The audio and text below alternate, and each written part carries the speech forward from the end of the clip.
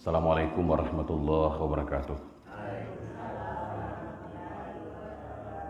Alhamdulillah nahmadu wa nasta'inu wa nastaghfiruh wa na'udzubillahi min syururi anfusina wa min sayyiati a'malina.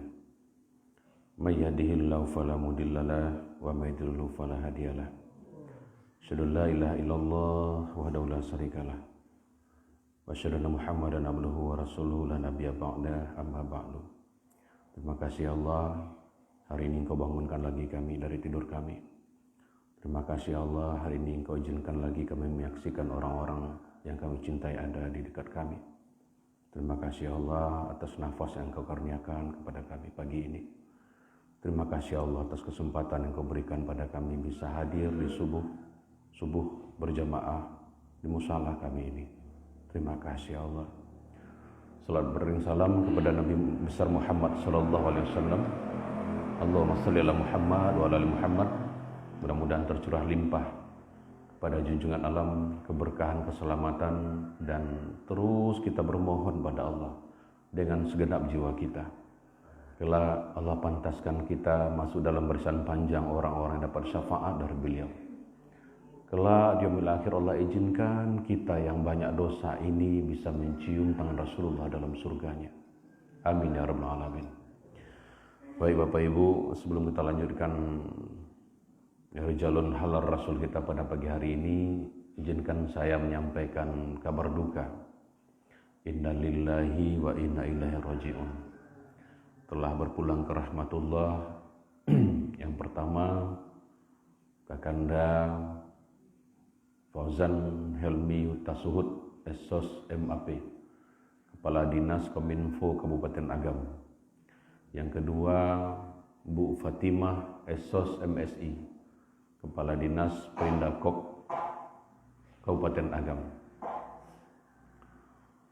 Kemarin sekitar jam 14 WIB, dan insya Allah hari ini akan dikebumikan di Lubuk Basung dan Pak Fauzan di Maninjau. Maka dari itu, dengan segala kerendahan hati, saya minta jemaah semua untuk sama-sama kita kirimkan Al-Fatihah buat almarhum dan almarhumah.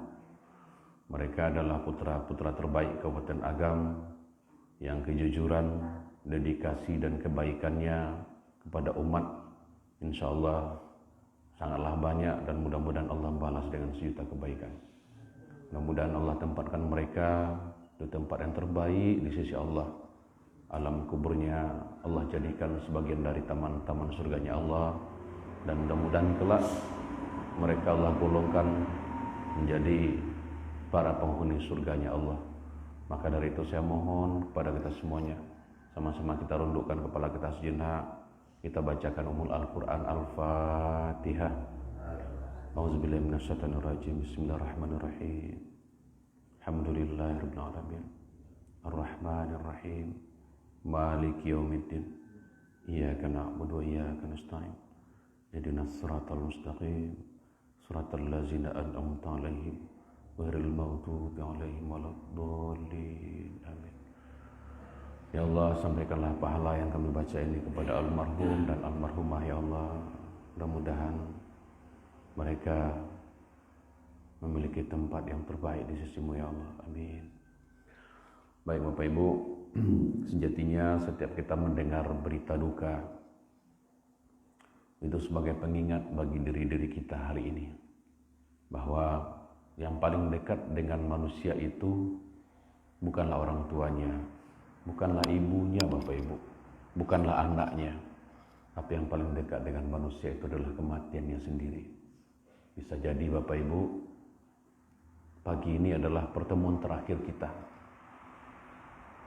Karena orang-orang yang meninggal, yang sudah meninggal, mereka tidak tahu Bapak Ibu bahwa mereka akan meninggal dunia. Karena umur, usia, ajal itu sudah ada yang menentukan. Dan sudah tercatat dalam Lauhul Mahfuznya Allah. Maka beruntunglah kata Rasulullah, orang-orang yang senantiasa mengingat kematiannya 25 kali sehari. Ya, minimal 25 kali sehari.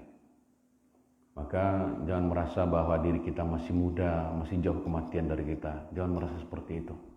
Itu adalah perasaan yang keliru. Bapak Ibu, mudah-mudahan sisa usia kita adalah sisa usia yang berkah, penuh manfaat, penuh dengan ibadah yang ikhlas pada Allah. Maka suatu ketika, suatu hari nanti, ketika kita sudah tidak ada lagi, kalau semasa hidup kita senantiasa memikirkan kebaikan buat orang lain, insya Allah kita akan menjadi manusia yang tidak akan pernah mati di hati orang banyak.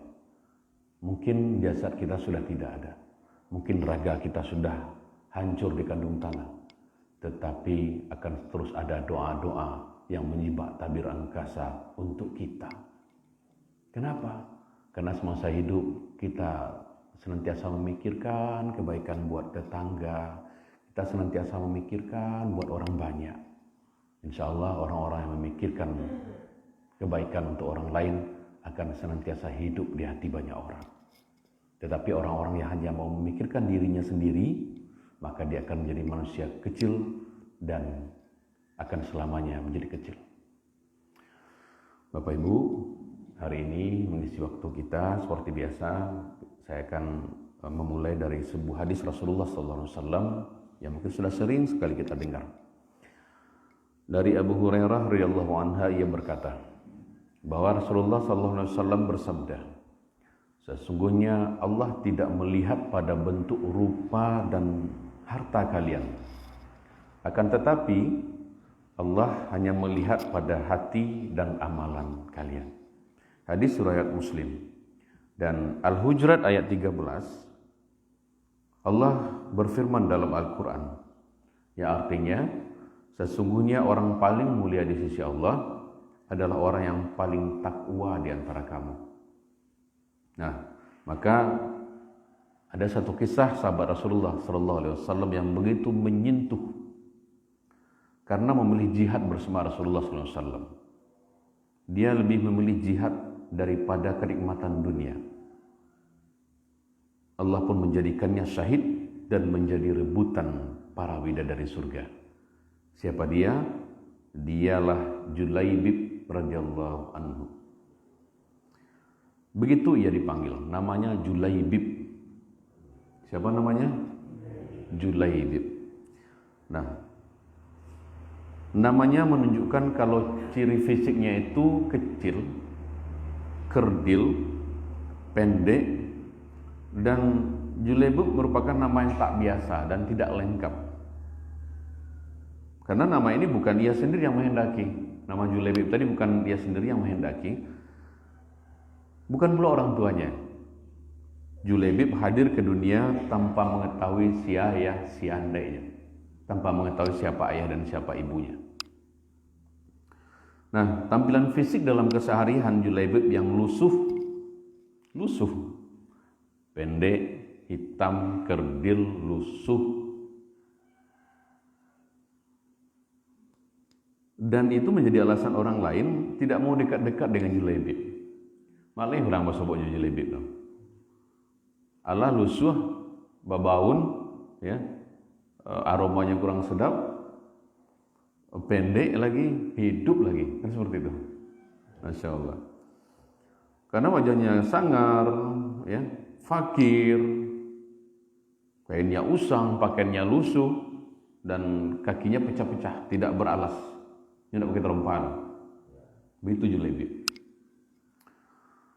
Tidak ada rumahnya tempat bertidur, Bapak Ibu. Tidurnya hanya berbantalkan tangannya sendiri, berkasurkan pasir dan kerikil. Jadi di mata lalu saja. Itu bayang gitu tuh. Julaibib seperti itu, ya. Dan tidak ada perabotan. Dia minum hanya dari kolam umum yang diambil dengan telapak tangannya. Cendowa di siko, ada tabik sebelah rumah, hanya biar ia ke sini minum. Abu Barzah, pemimpin Bani Aslam, sampai-sampai berkata tentang Julaibib, pemimpin Bani Aslam. Karena di Makkah itu kan banyak bani-bani, banyak suku-suku, dan setiap suku itu ada pemimpin-pemimpinnya. Nah, ini Abu Barzah namanya, pemimpin Bani Aslam, sampai-sampai mengatakan tentang Julaibib. jangan pernah biarkan Julaibib masuk di antara kalian, katanya. Saking bandak niyunya orang dake-dake ya Julaibib. Salah satu pemimpin Bani Aslam pun ngomong seperti itu. Namun ternyata Allah berkehendak lain. Allah berkehendak menurunkan rahmatnya kepada Julaibib. Dan tentu tidak satu pun makhluk bisa menghalangi ketika Allah ingin menurunkan rahmatnya. Julaibib menerima hidayah dan dia berada di barisan terdepan baik dalam salat maupun dalam jihad. Meski hampir semua orang tetap memperlakukannya seolah-olah dia tidak ada. Dia ada, tapi orang memperlakukan seolah-olah dia tidak ada, Bapak Ibu. Namun tidak demikian dengan Rasulullah SAW, sang rahmat bagi semesta alam. Julaibib yang tinggal di Sufah Masjid Nabawi suatu hari ditegur oleh Rasulullah. Julaibib, begitu lembut Rasulullah memanggil Julaibib.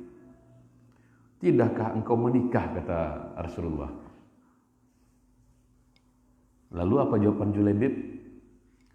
Siapakah orang yang mau ya Rasulullah menikahkan putrinya dengan orang sepertiku? Kata Julaibib tertunduk sayu sembari tersenyum. Tidak ada kesan menyesali diri atau menyalahkan takdir Allah pada kata-kata maupun air mukanya. Dia enggak menyalahkan Allah dengan kondisinya dalam tanda kutip jelek seperti itu. Mungkin memang tidak ada orang tua yang berkenan pada Julaibib. Jadi pada hari berikutnya Rasulullah juga terus bertanya, Julaibib, tidakkah engkau ingin menikah? Sampai 3 hari berturut-turut Rasulullah bertanya pada Julaibib, Julaibib, tidakkah engkau ingin menikah? Jul, gitu loh. Jawabannya masih sama. Dan pada akhirnya Rasulullah membawa Julaibib ini menemui salah seorang pemimpin Ansar. Aku ingin menikahkan putri kalian, kata Rasulullah kepada pemilik rumah itu. Betapa indah dan betapa berkahnya. Karena menurut orang pemimpin Ansar tadi dikiranya Rasulullah yang datang melamar putrinya. Oh, bukan untuk saya, kata Rasulullah, untuk Julaibib. Julaibib terkejut mereka, terpekik ayah sang putri. Julaibib, iya, untuk Julaibib, kata Rasulullah. Ya Rasulullah, apa jawab dari suaminya? Ya Rasulullah, saya harus minta pertimbangan dulu istri saya, ya Rasulullah. Ada perdebatan kecil lah pada saat itu, Masya Allah. Namun perdebatan itu tidak berlangsung lama karena sang putri mendengar dari balik tirai seraya berujar. Siapa yang meminta? Tanya sang putri. Ya, sang ayah dan sang ibunya pun menjelaskan. Lalu apa jawaban sang putrinya? Apakah kalian hendak menolak permintaan Rasulullah? Demi Allah, kirim aku padanya. Artinya sang putri berkenan menerima tawaran Rasulullah untuk dinikahkan dengan Julaibib, padahal putri orang dermawan, orang berada, cantik, tapi bersedia menikah dengan Julaibib yang pendek, hitam, galek, apa boleh? Bau, yang aroma yang kurang sedap. Nah, sang gadis solehah itu, ya, lalu membaca ayat yang artinya, dan tidaklah patut bagi laki-laki beriman dan perempuan beriman apabila Allah dan Rasulnya telah menetapkan suatu ketetapan, akan ada bagi mereka pilihan lain tentang urusan mereka. Dan barang siapa mendurhakai Allah, tentu menjadi sesuatu yang tidak baik bagi mereka. Dan sang Nabi dengan tertunduk berdoa untuk sang gadis salihah itu. Ya, di rumah itu Rasulullah berdoa. Kalau Rasulullah yang berdoa, kira-kira dikabulkan apa enggak? Ya Allah, limpahkanlah kebaikan atasnya dalam kelimpahan yang penuh berkah, kata Rasulullah. Jangan kau jadikan hidupnya payah dan bermasalah. Itu doa Rasulullah untuk sang gadis. Maka benarlah doa Nabi SAW. Tak lama kemudian, ya, Allah karuniakan jalan keluar baginya. Kebersamaan di dunia ternyata tidak ditakdirkan terlalu lama. Jadi sang gadis ini hidup bersama Julaibib itu tidak terlalu lama. Meski di dunia sang istri solehah dan bertakwa, tapi bidadari telah terlampau lama merindukannya di surga. Julaibib lebih pantas menghuni surga daripada dunia. Ya, saat perang syahid, maksud kami saat syahid di medan perang, Rasulullah begitu kehilangan. Jadi Julaibib ini selalu berada di garda terdepan, memegang senjata, mengangkat senjata, menghancurkan kaum kafir Quraisy, dan selalu terdepan dalam salatnya. Masya Allah. Dan akhirnya Allah mentakdirkan dia syahid di medan tempur, membela agama Allah ini. Pada saat itu Rasulullah bertanya, pada akhir pertempuran Rasulullah bertanya, apakah kalian kehilangan seseorang? Kata Rasulullah kepada para sahabatnya, apakah kalian kehilangan seseorang? Tidak ya Rasulullah. Tidak ada yang merasa kehilangan. Serempak sahabat menjawab seperti itu. Sepertinya Julaibib memang tidak berarti di kalangan mereka. Tanya lagi oleh Rasulullah, apakah kalian kehilangan seseorang? Kata Rasulullah. Nabi SAW bertanya lagi, kali ini wajahnya merah bersemu. Tidak ya Rasulullah. Kali ini sebagian menjawab dengan was-was. Tidaklah dua kali Rasulullah bertanya, agak was-was sahabat, apa maksudnya? Ini kan seperti itu. Rasulullah menghela nafasnya, tetapi aku kehilangan sahabat bernama Julaibib. Maka carilah Julaibib. Maka Julaibib yang mulia pun ditemukan. Ia terbunuh dengan luka-luka di sekujur tubuhnya yang pendek dan kerdil tadi. Wajahnya pun seperti itu, robek oleh sabetan-sabetan anak panah dan pedang. Di sekitar jasadnya ada 7 jasad musuh telah ia bunuh. Dia memang syahid, tapi di sekitar jasadnya itu ada 7 orang kaum kafir Quraisy yang dia bunuh. Dengan fisiknya yang seperti tadi. Ya. Rasulullah dengan tangannya sendiri mengkafani Julaibib. Masya Allah. Terbayangkan oleh kita. Rasulullah yang langsung mengkafani jenazah kita. Masya Allah. Ya Allah, dia adalah bagian dari diriku, kata Rasulullah. Dan aku adalah bagian dari dirinya. Begitu jawab Rasulullah, begitu doa Rasulullah untuk Julaibib yang wajahnya jelek, hitam, kerdil, dekil gitu. Tapi ternyata dia mulia di sisi Allah. Jadi Bapak Ibu, ketahuilah seperti hadis Rasulullah kayak kita baca di awal, bahwa Allah itu tidak melihat rupa dan harta kita, tetapi Allah melihat ketakwaan kita. Maka jangan pernah merasa khawatir dan risih mungkin dengan kekurangan harta kita hari ini, dengan beban-beban hidup kita hari ini.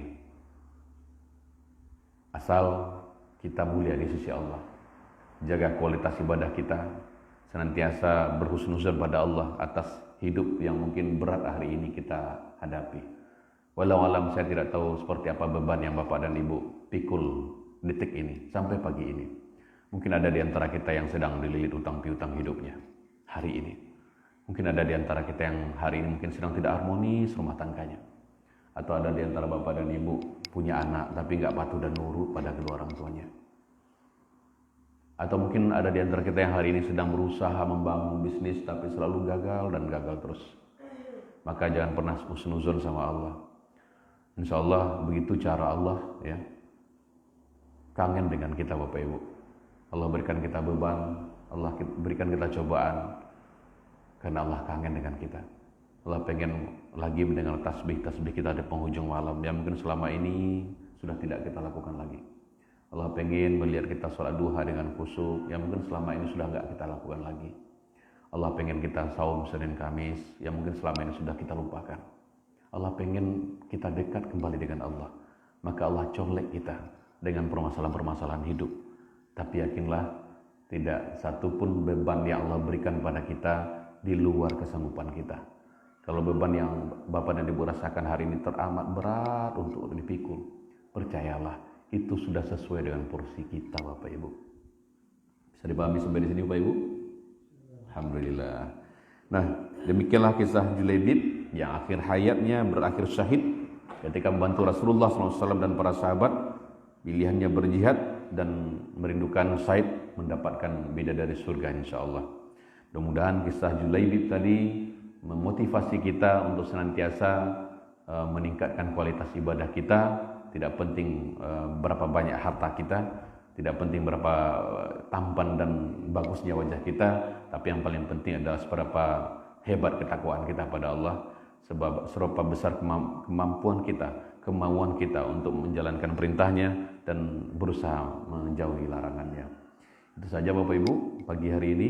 Mudah-mudahan siapapun yang mendengar, baik teman-teman kami yang sedang menyaksikan FB kami hari ini, pagi ini, mudah-mudahan terinspirasi untuk senantiasa tiada memakai moto, tiada hari tanpa berbuat kebajikan, tiada hari tanpa meningkatkan ketakwaan kita kepada Allah Subhanahu wa taala. Karena apa? Karena kita tidak tahu kapan nafas kita akan berhenti, Bapak Ibu. Kita tidak tahu kapan kain kafan menjadi pakaian kita, menjadi seragam kita. Bisa jadi pagi ini adalah pertemuan terakhir kita, Bapak Ibu.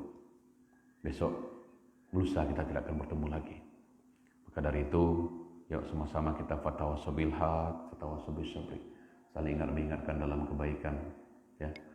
Kalau selama ini mungkin ada kebiasaan kita yang hobinya ngobrolin mautan buruknya orang. Ketika basebok 2-3 orang, kira-kira ibu-ibu itu ceritanya tentang apa ibu-ibu? Ngumpul sampai 5 orang ini, kira-kira ceritanya tentang apa? Saya tanya dulu. Tentang perabotan rumah tangga, tentang anak di sambah hari kinin, tentang apa leh? Tentang gorden baru, tentang apa lagi kira? Ada enggak kira-kira tentang orang lain kita ceritakan? Ada enggak kira-kira tentang jeleknya orang lain? Tanpa kita sadar Bapak Ibu, kita merasa nikmat menceritakan jeleknya orang. Padahal ingat Al-Hujurat ayat 13, ya, maukah kalian memakan bangkai saudaramu sendiri, kata Allah dalam Al-Quran. Pasti kita merasa jijik, bukan? Model itulah kekiro, ya, orang-orang yang suka ngobrolin jeleknya saudaranya di belakang saudaranya. Maka hari ini yang mungkin biasa hobi menceritakan buruk orang di belakangnya, mulai hari ini berhentilah karena Allah. Ketika Anda keinginan untuk menceritakan jeleknya orang, buruknya orang, ingat lagi, ya Allah, saya tidak lebih baik dari orang yang saya ceritakan. Ya Allah, astagfirullah, ya Allah, cepat istighfar Bapak Ibu. InsyaAllah Allah ampunkan dosa kita. Itu saja, kita tutup dengan doa akhiratul majlis, ya. Subhanakallah bihamdika, asyhadu an la ilaha illa anta, astaghfiruka wa atubu ilaik. Assalamualaikum warahmatullahi wabarakatuh. Teman-teman FB, terima kasih sudah membersamai kami pada pagi hari ini. Mudah-mudahan betah ya setiap pagi ketemu dengan kita, dan mudah-mudahan juga banyak hal yang mungkin bisa sebagai wadah untuk kita saling mengingatkan. Terima kasih banyak semua teman-teman yang melihat, yang menonton FB kita pada pagi hari ini. Mudah-mudahan kita doakan, ya. Dan saya juga mohon doa Bapak Ibu, tolong doakan saya dan istri dan anak-anak sehat-sehat semua, dan doakan Agam, doakan Indonesia, mudah-mudahan senantiasa Allah jaga, Allah berkahi negara kita, senantiasa menjadi negara yang aman, tentram, dan insya Allah semakin maju di masa yang akan datang. Mohon doanya. Teman-teman FB juga seperti itu, mohon doanya, ya. Kita sesering mungkin memanjatkan doa pada Allah Subhanahu wa taala untuk keluarga kita, untuk keberkahan bangsa ini insya Allah.